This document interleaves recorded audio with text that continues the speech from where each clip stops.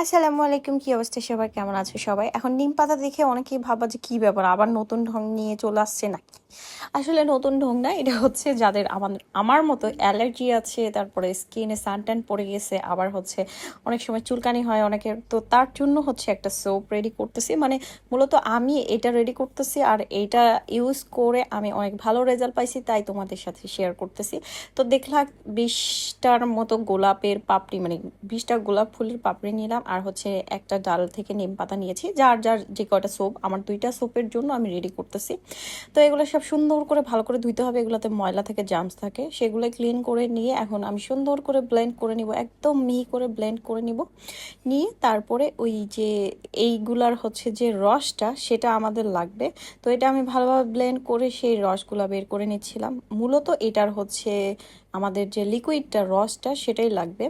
আমার এখানে রস রেডি। এই রসের সাথে হচ্ছে কফি দিব, তারপরে আমার চন্দন ছিল, চন্দন দিয়েছি, তারপরে হচ্ছে যে এখানে হচ্ছে ময়দা আর সরি আটা, আর হচ্ছে যে বেসনের একটা মিক্সার ছিল, সেটা দিলাম।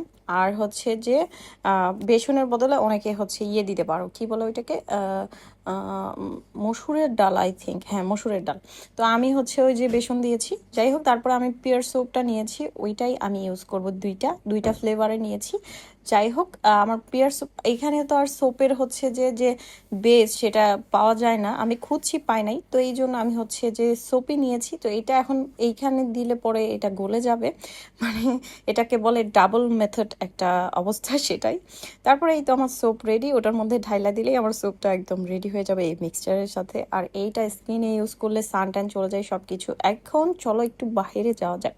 সব কিছু করে বিকালবেলা বাইরে বের হলাম। এটা আমার নতুন জামা, আমি হচ্ছে যে সিলেট থেকে নিয়েছিলাম, তো বানাইছি, তারপর ভাবলাম একটু ঢং ঢং করে তোমাদেরকে দেখাই কেমন লাগতেছে আমার জামাটা, অবশ্যই বলবা।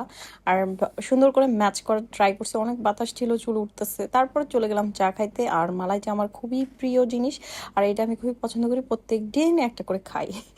তারপরে চলো তোমাদেরকে একটু খরগোশের বাচ্চাকে দেখাই, দেখো কিউট একটা খরগোশের বাচ্চা, অনেক সুন্দর করে পাতা খাচ্ছিল। তো আমরা গিয়েছি হচ্ছে স্কাই ভিউ রেস্টুরেন্টে, আর আমার একটু ঝাল ঝাল খাইতে ইচ্ছা হচ্ছিল। আর এইটা যে দেখতেছো যে বারবিকিউ চিকেন, আর এইটা এত মজা খাইতে, এই বারবিকিউ চিকেন আর এই লুচি দিয়ে এটা খাইতে যা মজা। এটার দাম হচ্ছে 160 টাকা, আই থিঙ্ক 160 টাকা। তো এটা অনেক টেস্টি খাইতে। তোমরা যারা স্কাই ভিউতে যাও তারা তো জানোই, আর যারা যাওনি, যে খেয়ে ট্রাই করবা, টেস্ট করবা, আমাকে বলবা। আমি ঝাল ফ্রাইটাও খাই এখানের, বাট বারবিকিউটা নতুন করেছে, তো এটা খাইলাম। আর হচ্ছে যে এই যে ফালুদা, এখানকার ফালুদাটাও জাস্ট ওয়াও। তো ফালুদা কে কে এখানে খাইছো আমাকে বলবা কমেন্টে। আর হচ্ছে যে আমি ডিসক্রিপশনে লিখে দিব সব কিছু সুন্দরভাবে। আর ফালুদাটা যা টেস্টি ছিল, আমি খেয়ে যাচ্ছিলাম, কথা না বলে খেয়ে যাচ্ছিলাম আর খেয়ে যাচ্ছিলাম।